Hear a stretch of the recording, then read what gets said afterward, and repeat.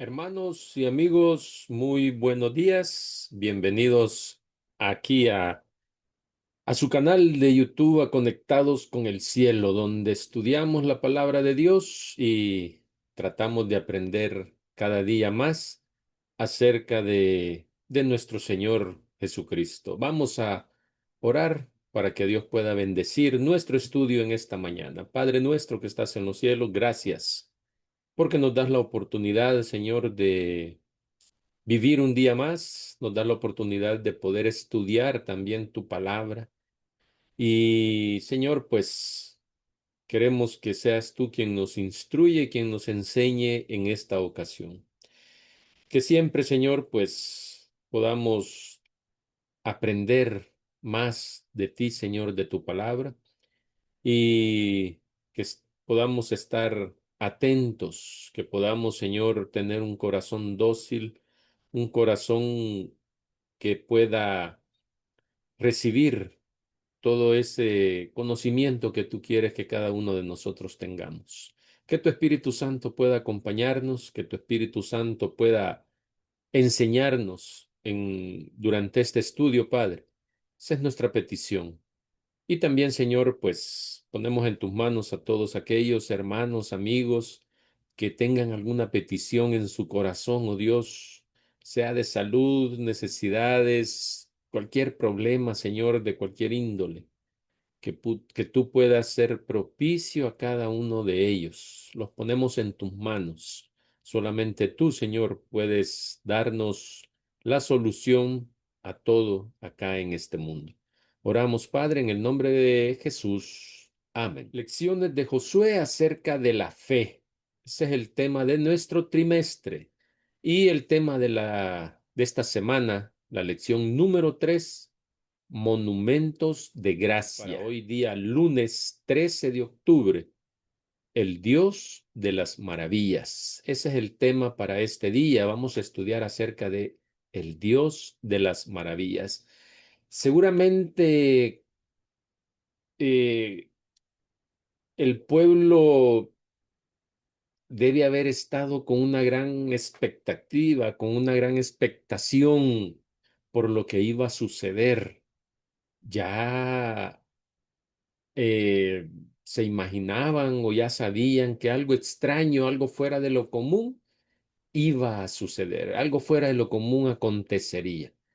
El pueblo ya había sido instruido y acerca de lo que de lo que debían hacer, ¿verdad? Que era seguir el arca.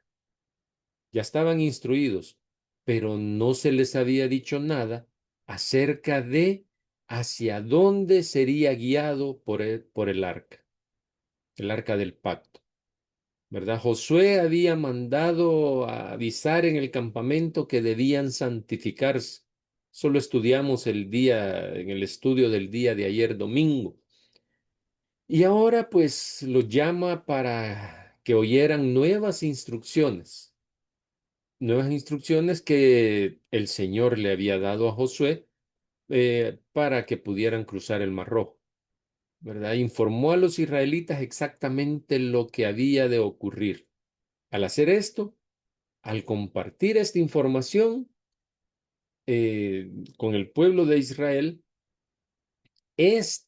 o sea, el pueblo de Israel, se unió más estrechamente con Josué, ¿verdad? Y es que al hacer esto, eh, lo presenta a Josué como un dirigente sabio, como un dirigente capaz, porque un pueblo bien informado puede seguir a su caudillo, a su líder, a, a su dirigente, lo puede seguir de una forma más inteligente, ¿verdad? Cuando hay información para el pueblo, cuando se le dice al pueblo eh, la voluntad de Dios.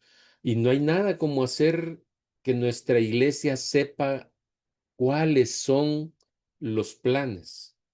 No solo los planes evangelísticos, sino que todo tipo de plan, cualquier plan que la iglesia eh, vaya a realizar, el pueblo debe de conocerlo, ¿verdad? Los miembros de esa iglesia deben de saber cuáles son los planes que sus dirigentes, después de haber orado, ¿verdad? Se supone, han sido instruidos para realizar en esa iglesia. Para nuestro estudio de hoy, em, la lectura está en Josué 3 6 al 17, pero solo vamos a leer algunos versículos a medida vayamos avanzando durante el estudio. Y bien, y tal como dice el tema para el estudio de hoy, el Dios de las maravillas, ¿verdad? A qué se debe o a qué hace referencia cuando decimos el Dios de las maravillas? ¿Qué encontramos aquí en el cruce del Jordán? ¿Y de qué maravillas nos está hablando la lección de hoy? ¿De qué maravillas nos habla el estudio de hoy? ¿Qué maravillas son las que Dios hizo con ellos? Bueno, en el versículo 6 y el versículo 7, ¿verdad? Josué 3 6 y 7, vemos cómo Josué indica a los israelitas lo que debían hacer para mirar o para recibir esas grandes cosas, esas maravillas. Pero leamos esos dos versículos, versículo 6 y versículo 7. Y habló Josué, dice, a los sacerdotes, diciendo, tomad el arca del pacto y pasad delante del pueblo. Y ellos tomaron el arca del pacto y fueron delante del pueblo, tal como se les había dicho. Y entonces Jehová dijo a Josué, desde este día, y esto es muy interesante, desde este día comenzaré a engrandecerte delante de los ojos de todo Israel, para que entiendan que como estuve con Moisés, así estaré contigo. ¿A quién iba a favorecer eso? Pues a Josué, ¿verdad? Y desde aquí ya Josué pudo ver una maravilla personal. Aquí podemos ver ya una maravilla personal, ¿verdad? ¿Por qué? Porque Josué, en primer lugar, Josué no ambicionaba nada de la autoridad de Moisés. No tenía ninguna ambición de poder ser él el líder después, ¿verdad? No es que Josué haya estado buscando también el espíritu de Moisés, ¿verdad? O esa misma influencia que Moisés tenía sobre el pueblo, no la andaba ambicionando para nada Josué, ¿verdad? Y es que Josué se sentía, así como Moisés, se sentía tan indigno, ¿verdad? De esa posición que tenía, que se sentía intranquilo, podríamos decir, o desconfiaba de sí mismo. Josué desconfiaba de sí mismo, de su capacidad, ¿verdad? Porque no era tarea fácil la que tenía. Y eso mismo es lo que como líderes, como ancianos, como pastores, debemos de tener, ¿verdad? Que siempre no creer en nuestra capacidad, sino que siempre creer en la capacidad que Dios nos da, en la sabiduría que Dios nos da. Siempre debemos desconfiar de nuestra capacidad, debemos desconfiar de nosotros mismos, ¿verdad? Pero ahora viene Dios y le dice a Josué, desde este día comenzaré, dice el versículo 7, comenzaré a engrandecerte delante de los ojos de todo Israel, ¿verdad? Tú que eres humilde, ha de haber dicho, tú que eres manso, eres mi siervo, pero yo voy a mostrarte que estoy contigo como también estuve con Moisés, ¿verdad? Y parafraseando lo que dice el versículo. Y entonces para Josué, esta es la primera maravilla personal. Nosotros tenemos también, ha hecho Dios maravilla con nuestras personas también, con nosotros, con nuestra persona. Dios ha hecho alguna maravilla. Esta fue la primera maravilla de Dios para con Moisés, con Josué. ¿Cuál es la experiencia que tuvo Josué? En realidad, para Josué lo mejor fue hablar, haber podido hablar con el Hijo de Dios, haber podido hablar con el guerrero de Jehová, con Jesucristo, con el ángel de Jehová. También lo vio cara a cara, ¿verdad? Tuvo un encuentro personal con el Señor, donde Dios le dijo a él cómo iba a hacer la guerra, cómo iba él a alcanzar la victoria contra Jericó. Dios se lo dijo a él frente a frente, ¿verdad? Esa fue la experiencia de Josué. Entonces podemos decir que la mayor maravilla comienza en la relación que Dios quiere tener con cada uno de nosotros.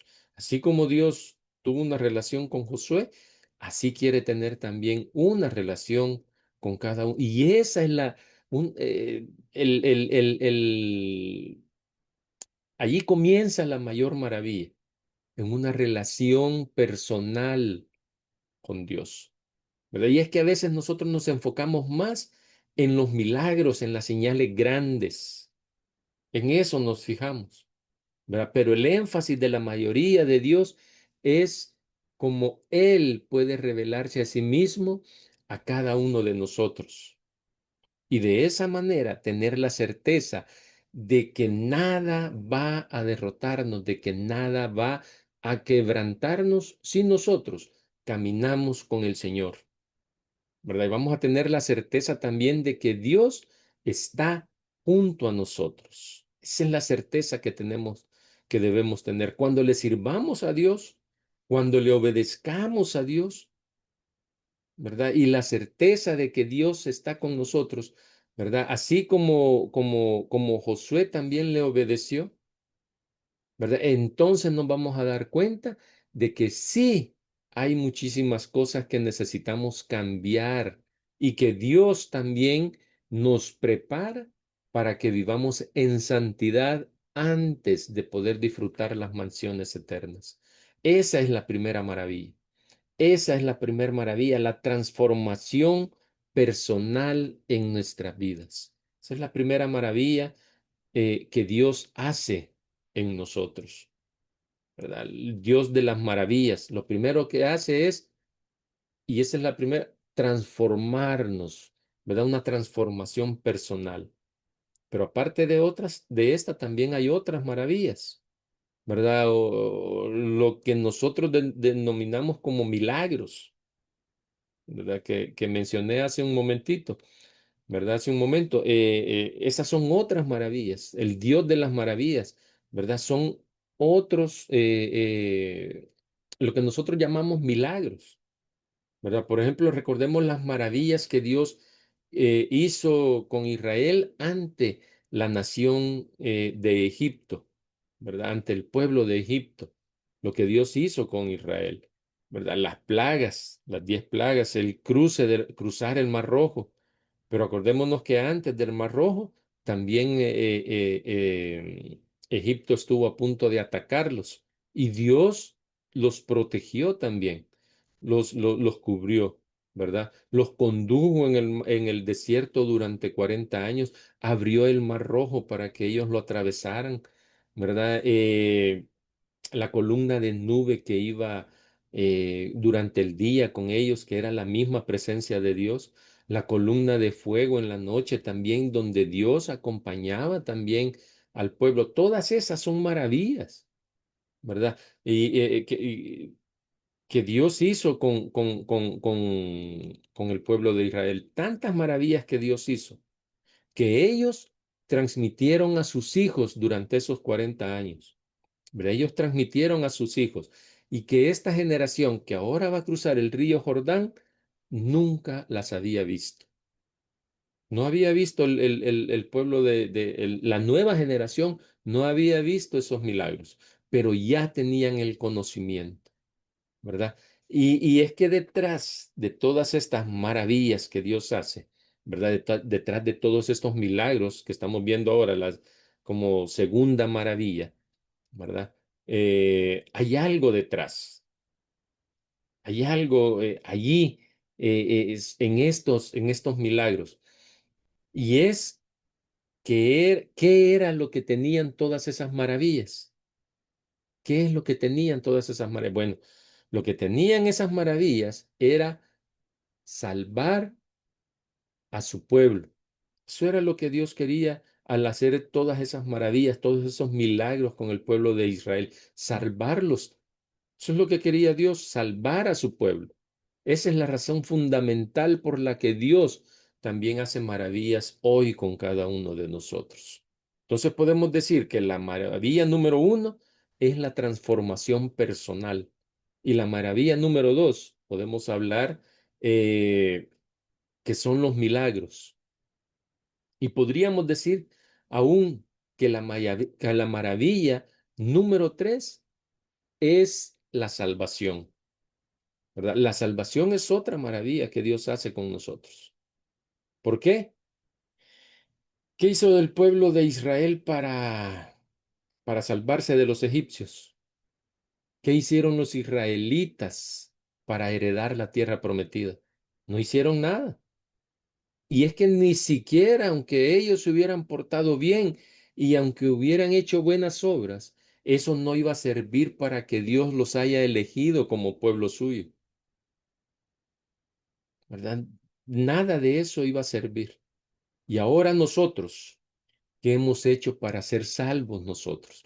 ¿Qué he hecho yo para ser salvo? Lo mismo que los israelitas, nada. ¿Verdad? Ni aunque yo tenga este canal aquí conectados con el cielo, donde estudiamos la palabra de Dios, donde los que hacemos cada una de las lecciones, aunque estemos aquí en Conectados con el cielo, dando este alimento espiritual para que nosotros, aunque hagamos esto aquí en Conectados con no vamos a ser salvos nosotros. Ninguno de los hermanos con los que hacemos la lección día tras día, ninguno va a ser salvo por más que hagamos lecciones. Nada de eso nos va a ayudar para ser salvos, ni siquiera portarnos bien, ¿verdad? Eh, ¿Hemos hecho algo acaso nosotros para recibir la vida eterna? Nada, tampoco, no hemos hecho nada para recibir la vida eterna, ¿verdad? Y de igual manera, ni siquiera hacer obedientes o hacer obras de caridad o hacer buenos programas en el templo, ¿verdad? Quien nos salva realmente es Dios, su gracia. Y por eso es que detrás de todos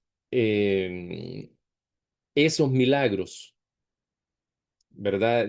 Lo maravilloso es el poder de Dios para darnos salvación y para darnos también vida eterna. Entonces, lo que nosotros debemos hacer es reconocer a ese Dios, reconocer al Dios de las maravillas. Y ya para ir finalizando nuestro estudio de hoy, vamos a leer lo que dice Zacarías 8, 6 al 8. Aquí se hace énfasis también en lo de la salvación. Vean lo que dice Zacarías. Zacarías 8, 6 al 8. Así dice Jehová de los ejércitos. Si esto parecerá maravilloso, dice, a los ojos del remanente de este pueblo en aquellos días, también será maravilloso delante de mis ojos. O más bien es una pregunta, ¿verdad? ¿También será maravilloso delante de mis ojos? Es una pregunta que se hace, dice Jehová de los ejércitos.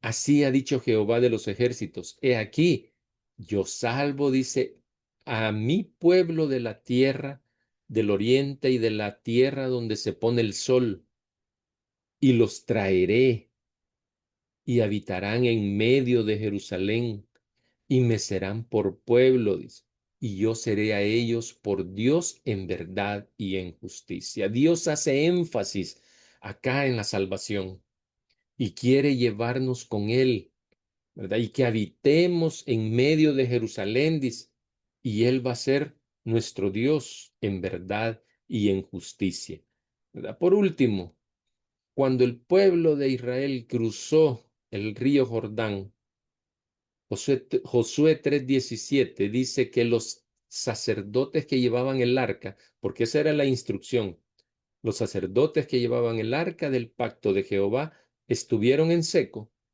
firmes en medio del Jordán. Ahí estuvieron, oiga, firmes en medio del Jordán.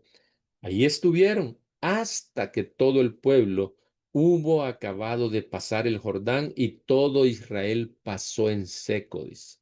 O sea, ahí estaban los sacerdotes. Cuando llegaron a la mitad, dice, entonces ahí eh, se mantuvieron firmes en medio del Jordán, hasta que el pueblo de Israel atravesó el Jordán. Ahí estaba Dios acompañando al pueblo en el cruce. Y ese es el simbolismo de haberse quedado con el arca del pacto ahí en medio, que ahí estaba Dios en medio, en el cruce del Jordán. Ahí estaba Dios. Dios no se movió, Dios no se mueve en ningún momento eh, eh, eh, del cruce hasta que todo Israel pasó el Jordán. Dios no se mueve. Y así es en nuestra vida. En nuestro camino a la Canaán celestial, así es Dios. Dios siempre está con nosotros en cada instante. Ahí está en medio Dios. No se mueve. Ahí está firme como estaban los sacerdotes con el arca del pacto en medio del Jordán. Ahí está Dios en medio de nuestra vida, en nuestro camino a la Canaán celestial. Nadie puede decir que Dios no lo acompañe cuando tenemos problemas, cuando tenemos dificultades, cuando hay tentaciones, allí está Dios en medio para, para que nosotros también atravesemos el Jordán en seco, sin problema. Ese es el simbolismo de esto que acabamos de leer. Y sobre esto dice Elena de Guay también dice en Patriarcas y Profeta y escribió en el capítulo 44, El cruce del Jordán se titula ese capítulo, en la página 517, ella escribió lo siguiente: obedeciendo el mandato divino, los sacerdotes avanzaron hacia el centro del cauce y se quedaron detenidos allí mientras todo el ejército descendía y cruzaba al otro lado. Así se grabó en la mente. Oiga, y ese era el objetivo también de tener allí los sacerdotes que estuvieran firmes. Así, dice ella, se grabó en la mente de todo Israel el hecho de que el poder que había contenido las aguas del Jordán era el mismo que había abierto el Mar Rojo para que sus padres lo pudieran atravesar 40 años antes. Para eso, para que ellos recordaran lo que Dios había hecho con sus padres al atravesar el Mar Rojo. Fue la misma. Por eso ellos atravesaron para tener esa experiencia también. Muy interesante este estudio, ¿verdad? El Dios de las maravillas.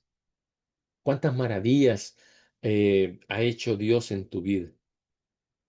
Que Dios te bendiga y mañana continuamos con este estudio, el estudio del cruce del Jordán, cuando el pueblo de Israel cruza el Jordán. Está muy interesante. Te esperamos mañana, acá en Conectados con el Cielo. Hasta mañana.